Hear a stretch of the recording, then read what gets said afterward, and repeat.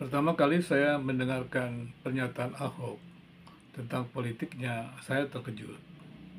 Dalam sebuah pertemuan, dia mengatakan bahwa politik yang dia pegang adalah politik Judas. Sehingga dengan demikian dia katakan ketika dia berada di DPR, dia tetap bisa aman gitu, tetap bisa ya eksis. Bahkan setelah dia mengatakan demikian, dia katakan juga tidak mungkin menjadi gubernur DKI sebagai orang Kristen. Kemudian juga dia tidak mungkin majulah, ya waktu itu ada seorang yang akan maju katanya dari seorang Kristen. Dia katakan tidak mungkinlah saat itu maju sebagai gubernur wakil gubernur sebagai orang Kristen. Tapi kemudian dia maju begitu dengan Joko Widodo dan kemudian memenangkan sebagai gubernur dan calon gubernur DKI Jakarta. Saya mengamati bahwa perkataan-perkataannya itu ya menurut saya sih sesuatu yang terlalu cepat ya. Ahok ini seakan-akan dia tahu segalanya, dia ahli segalanya. Jadi menjadi membingungkan begitu. Itulah sebabnya ketika dia menjadi gubernur Jakarta ya, itu kata-katanya memang ya sangat membingungkan. Kenapa makin-makin keluar? Dia kalau berbicara itu kepada orang lain tidak lagi dilihat sebagai sesama manusia dan dia menempatkan dirinya terlalu tinggi menurut saya. Dan kata-kata kasarnya itu juga menurut saya tidak layak dikatakan, apalagi itu kan dunia formal. Dan juga menurut saya dia nggak paham bahwa sebuah kebijakan publik itu bukan hanya merupakan undang-undang, aturan yang dibuat, ya. Tetapi kebijakan publik itu adalah tingkah laku dari seorang pejabat publik. Dan ketika dia mengucapkan kata-kata kasar, kata-kata yang menurut saya tidak biasa atau tidak diakui sebagai norma-norma dalam nilai-nilai kebajikan, harusnya dia tidak melakukan itu. Tetapi dia melakukannya sehingga ya timbul banyak kemarahan-kemarahan. Tapi saya juga tidak tahu ada banyak orang juga ya namanya politik begitu, saling berusaha. Namanya politik kan saling menguntungkan gitu. Jadi saya melihat Ahok ini sebagai politisi dan memang dia ambisinya menjadi politisi.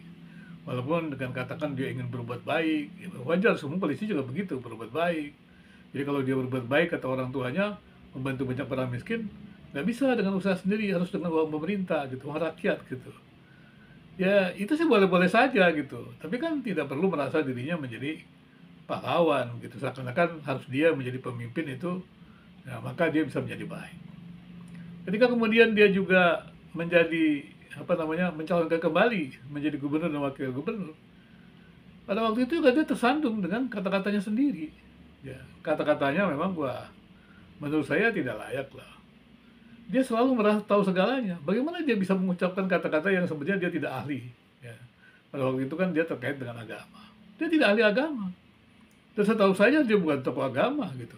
Tokoh agama apapun juga. Meskipun dia selalu mengutip saya muridnya si ini, muridnya si ini. Tapi murid apa saya juga nggak tahu. Dia dengar tokoh ini, dia katakan muridnya si ini. Dia dengar tokoh ini, dia muridnya si ini. Semua muridnya itulah politisi sebenarnya. Dia kan mencari massa. Tapi mungkin orang-orang lain pendukung daripada orang-orang yang dianggap itu senang karena dianggap figur yang diidolakan itu juga diidolakan oleh Ahok. Dan menurut saya juga kemudian berlanjut ya ketika dia dipenjarakan. Gitu. Ya saya juga tidak melihat kesalahan-kesalahan yang dialami oleh Ahok ini. Ya. Kemudian juga dia bebas gitu dan dia juga wah ya bisa kemana-mana ya. Kemudian dia sempat mengeluarkan buku kebijakan Ahok. Ya saya dapat bukunya satu gitu, tapi saya tidak pernah baca. Bukan saya tidak pernah baca karena saya tidak mau belajar gitu. Karena saya pikir kebijakan Ahok dia tahu apa tentang kebijakan. Menurut saya begitu. Kebetulan saya kan seorang doktor ya, penelitian kebijakan publik. Ya memang penelitian saya kan terkait dengan apa? Kebijakan publik, jadi saya tahu apa itu kebijakan publik. Ya, ya menyelesaikanlah pendidikan S3-nya di dalam bidang penelitian, evaluasi pendidikan memang, tapi karena pendidikan itu kebijakan publik, maka saya membuat sebuah disertasi terkait dengan kebijakan publik. Jadi apa yang tidak saya tahu lah ya tentang teori gitu kan, kemudian bagaimana prosedur penelitiannya. Makanya tuh saya waktu melihat bagaimana saya perlu belajar dari orang ini gitu ya. Apalagi dengan bukunya yang mahal itu ya. Waktu itu saya tahu saya bukunya harganya 1 juta lah gitu ya. Ya saya sih tidak mau beli karena saya bilang untuk apa saya dapat gitu. Belajarnya juga. Saya juga nggak tahu kepakarannya apa. Ya sebagai seorang akademisi kan saya lihat kalau orang tulis sesuatu kan ada kepakaran. Kalau tidak ada kepakaran untuk apa kita baca? Buang-buang waktu saja. Dan juga buang-buang uang. Tapi karena diberikan gratis ya saya terima. Walaupun saya ya tidak pernah baca ya.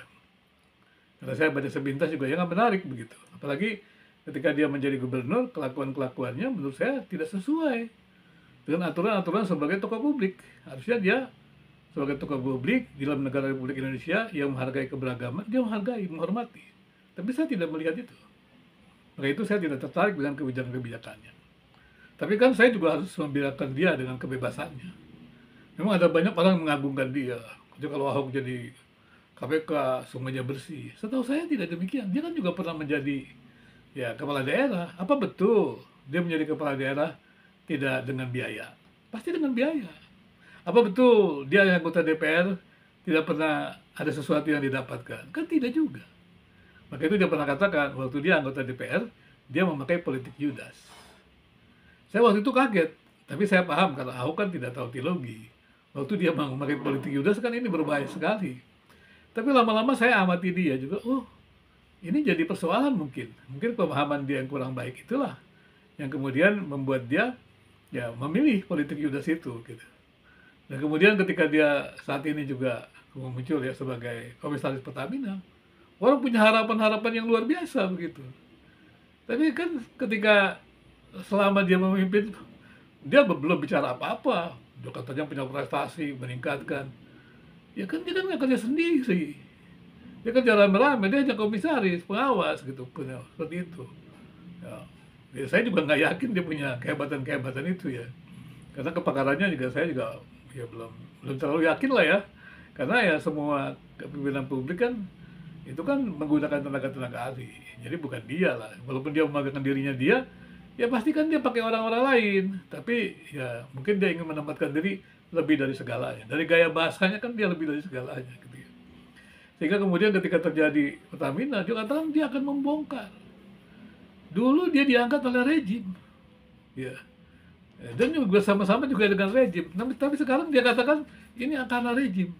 Rejim yang mana? Apakah tidak dia bagian dari rejim? Jangan lupa tidak ada politisi yang hanya individu, ada komunitas. Kalau ada komunitas, pertarungan antar rejim itu biasa sebetulnya. Nah pertanyaan saya, kenapa dia melemparkan itu bahwa rejim yang berkuasa itu apa yang membuat dia susah? Padahal dia dipilih oleh rejim itu. Nah ini menjadi pertanyaan. Tapi dia tidak merasa bersalah apa-apa. Sudah menjadi pengawas Pertamina dengan gaji yang besar, dia tidak pernah mau mundur, ya, karena gajinya besar. Dan dia juga pasti dia takut untuk karir politiknya habis kalau dia tidak terima itu. Berarti kan dia juga bersalah di situ. Harusnya dia tidak boleh melepaskan diri dari tanggung jawab itu. Menurut saya ya korupsi Pertamina tidak bisa dilepaskan dari Ahok. Ya kita tunggu saja. Ya mungkin perlu mendengar penjelasan. Ketika saya membaca polling-polling juga di video-video itu, ketika ditanya apakah Ahok perlu diminta 85% ya, saya belum tahu jumlahnya dari yang itu, mereka mengatakan setuju Ahok diperiksa. Saya juga setuju Ahok diperiksa.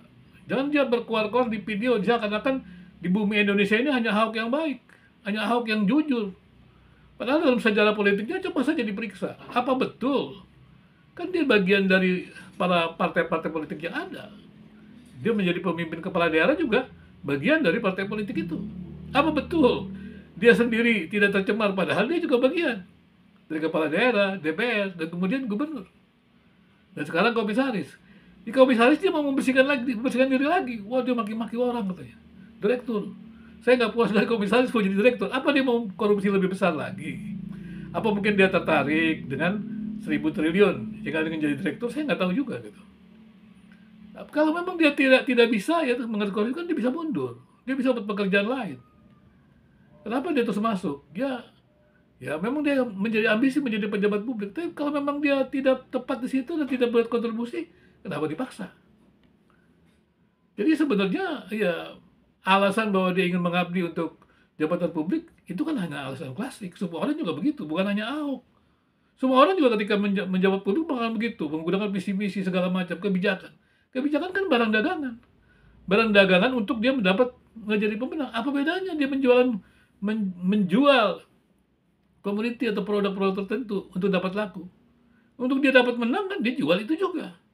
Nah, kalau dia membuat posisi dia paling jujur, paling hebat gitu, sampai jadi komisaris Pertamina juga dia bersih, suci, dia tidak buat apa-apa, semuanya berdosa. Bisa nggak dia ada dalam sebuah korupsi yang begitu besar, dia suci sendiri?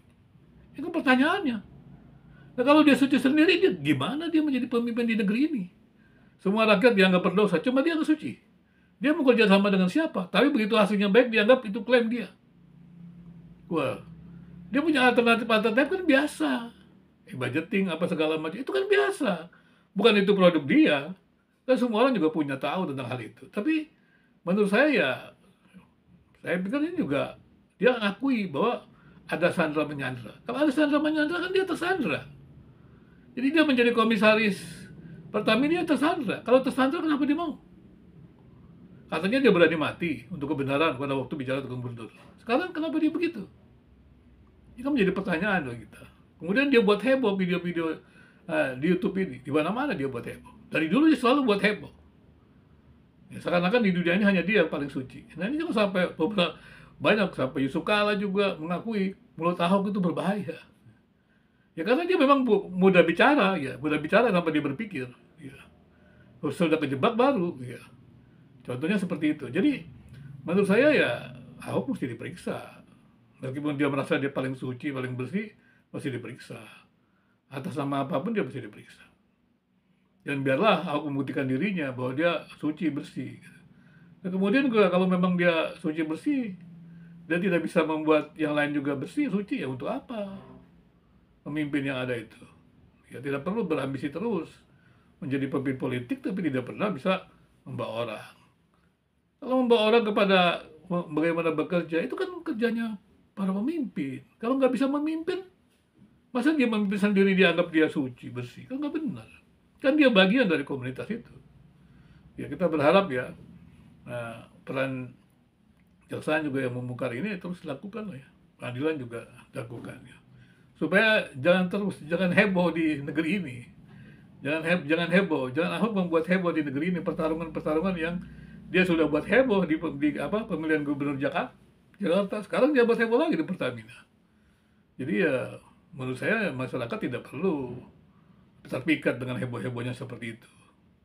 Nah itulah sebabnya banyak orang yang naik pitam. Siapa sebenarnya dia menempatkan diri paling suci di negeri Indonesia ini, paling jawaban segalanya. Apa betul dia punya jawaban tunggal? Sehebat apa dia?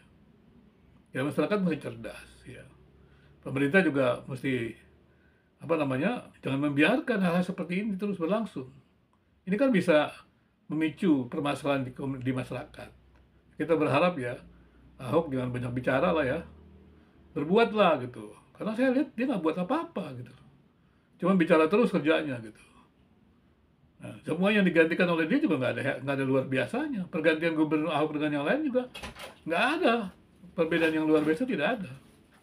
Jadi ya menurut saya ya pemerintah biasanya mesti mengundang lah ya Ahok supaya clear, supaya masyarakat ini jelas gitu loh. Jangan ada orang memperdaya seperti itu. Jangan ada orang yang menguasai media itu kemudian bersuara kemana-mana. Apalagi media ini kan ya kadang-kadang bukan hanya suara publik, tapi siapa yang bisa membayar, siapa yang bisa menonton kan gitu. Medsos ini kadang-kadang maki-makian kan jadi menarik, bukan gara-gara itu memberikan kebutuhan publik, tetapi gara-gara ya memang yang ditonton saja. Kan kasihan.